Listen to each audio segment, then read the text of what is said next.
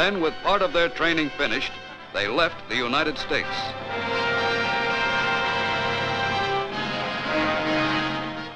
Late in the winter and all through the spring, the great convoys moved eastward across the Atlantic. Aboard all the transports, life was the same. The troops relaxed and waited for the voyage to end.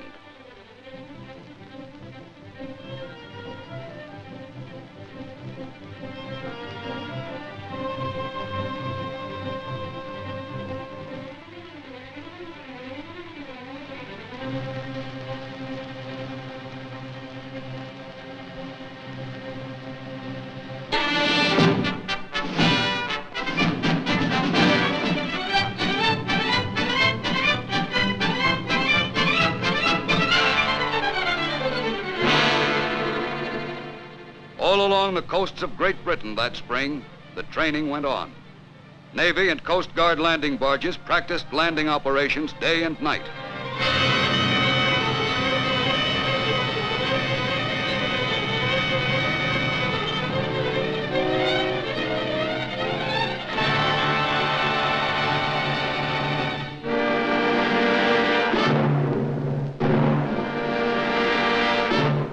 Meanwhile, the larger landing craft, LSTs and LCIs, carried on their maneuvers, learning to land at a given spot at a certain time.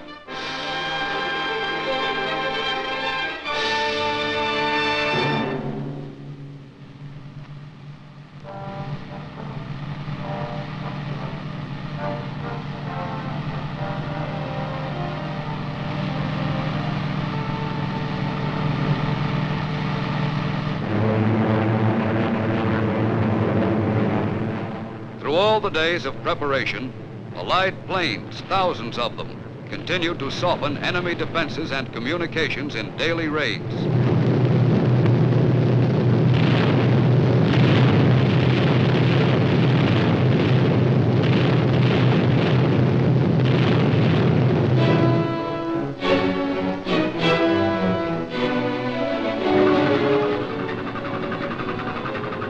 Off the southern coast of England, thousands of ships from all Allied nations are preparing for the invasion signal.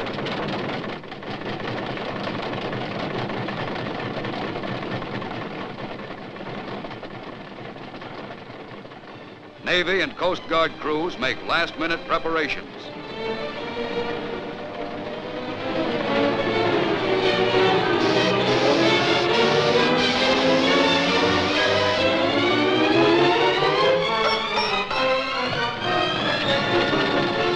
When the K-rations come aboard, everyone knows that D-Day is drawing near.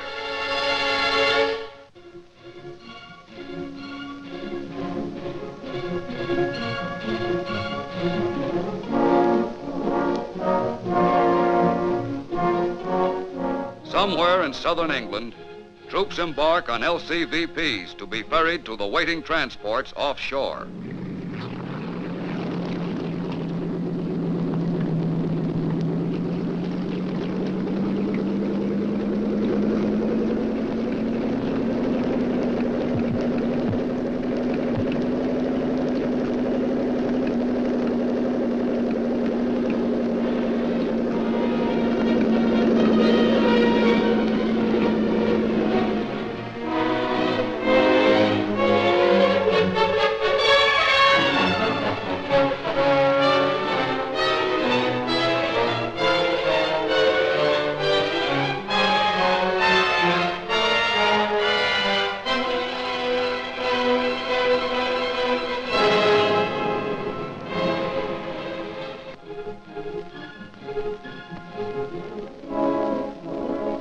June 5th. The LCIs are loaded.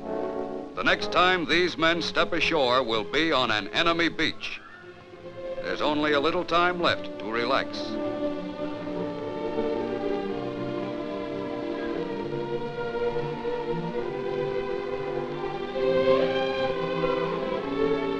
And the bombing attacks of the Air Force are intensified. Now the raids are continuous.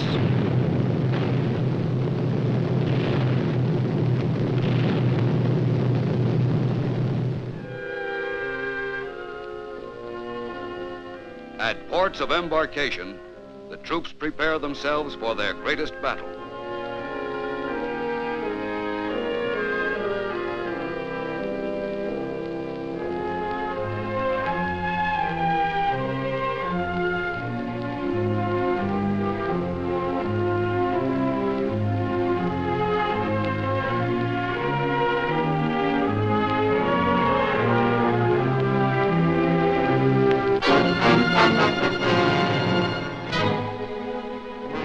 Coast Guard officer briefs his men, and all along the coast, sailors receive their final instructions.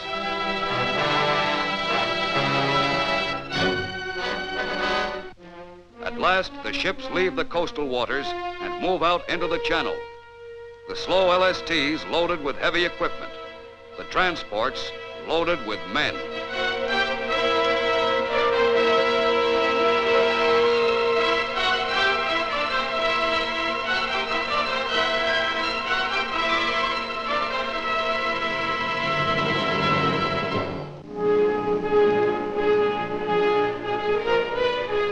Fast warships screen the mighty invasion fleet from enemy raiders. At 15:30, a Coast Guard flotilla of LCIs leaves, loaded with engineers, medical corpsmen, and infantry.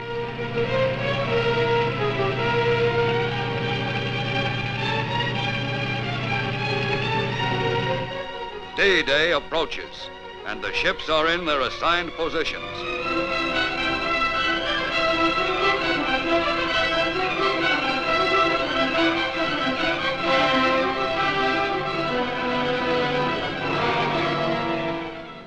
For some of them, like the Coast Guard manned transport chase, it is the fourth invasion in European waters.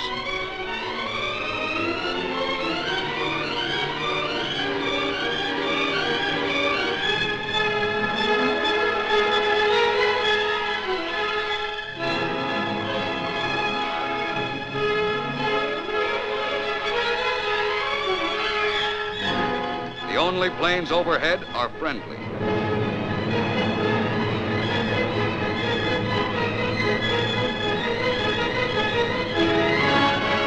From the 83-foot Coast Guard rescue boats to the Navy's powerful battle wagons, the invasion fleet is moving towards France.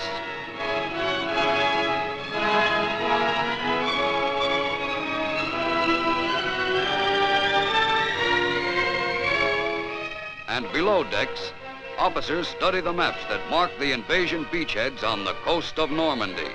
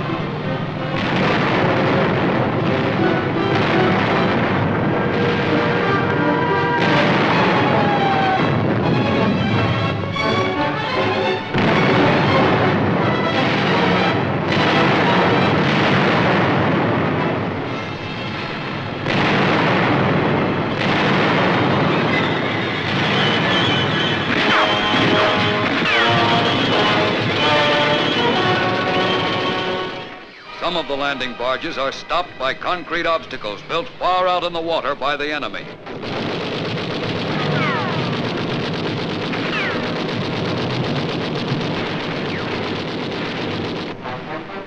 Offshore, the larger landing craft approach the beachhead slowly.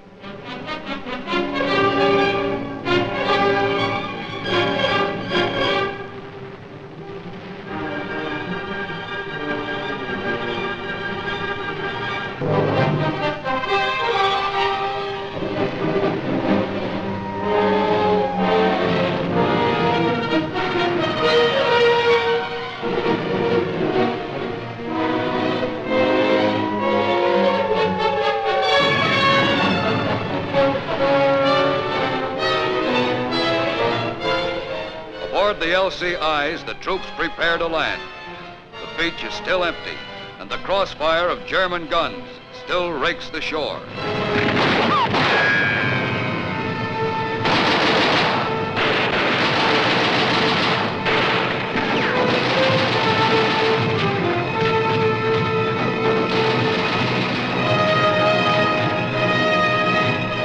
Out of enemy firing range, the LSTs wait to move in until the beaches are cleared.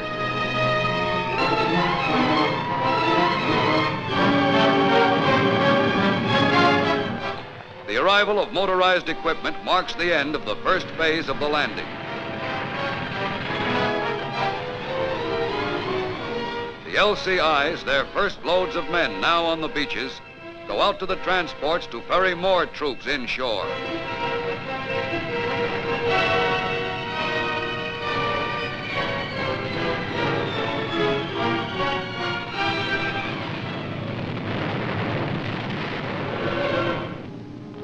Still waiting beyond gun range, the LSTs unload supplies on smaller LCTs.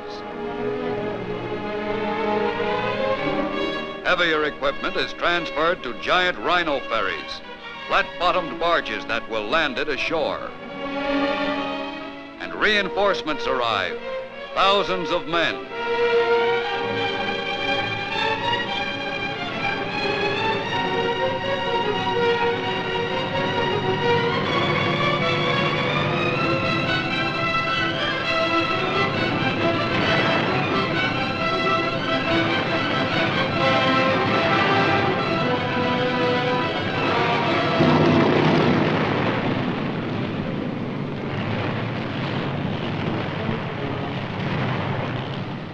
Defeated and disarmed, the first German soldiers captured in France wait until someone has time to evacuate them.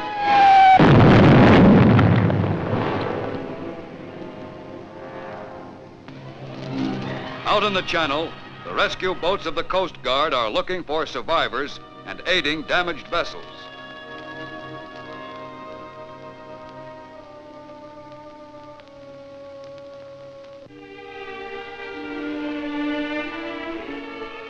And the hospital ships are waiting for the wounded.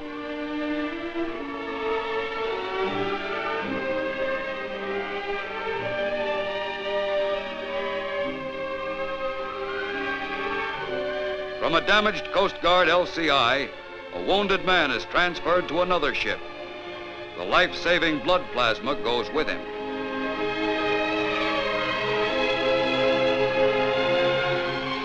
Another Coast Guard manned LCI, badly crippled, could not reach the shore, and its wounded are removed.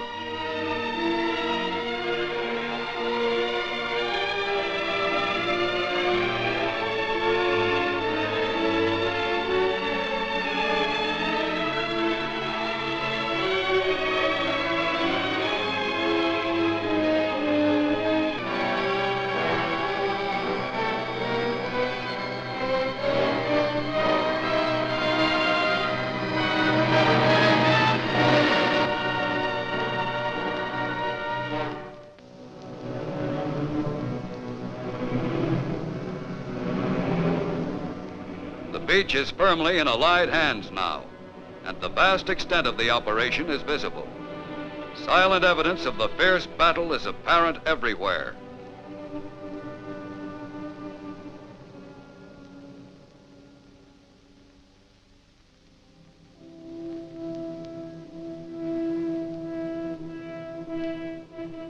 Within a few days, many of the damaged ships will be afloat again.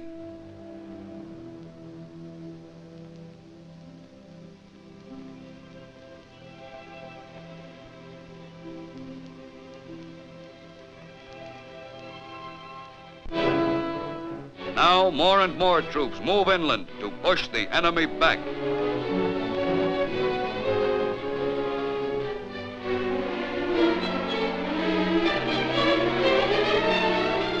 And the LSTs land their cargoes on the beach.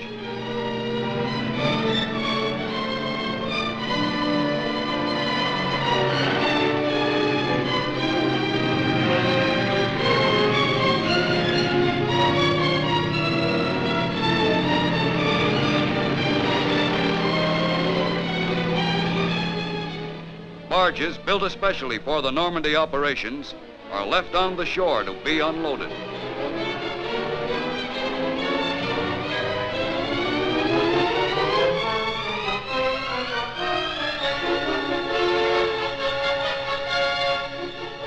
During the daytime, there are only Allied planes in the air.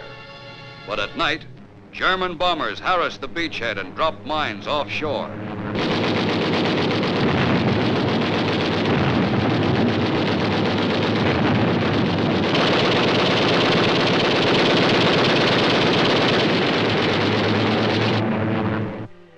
Out of sunken block ships, artificial harbors have been built.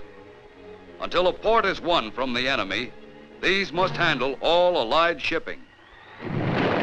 Bad weather came after the fighting on the beaches was over.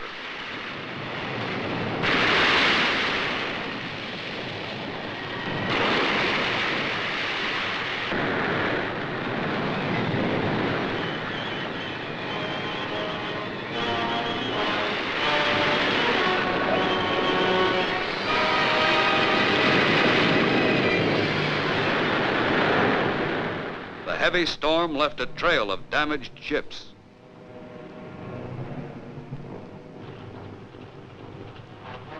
Once again, the landing barges moved out into the channel, this time loaded with German prisoners.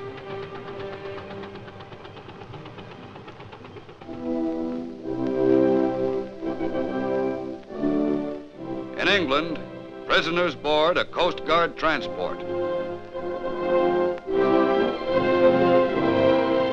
And ships which have carried thousands of American soldiers overseas now return westward with a different cargo, with men who were beaten and captured in Normandy.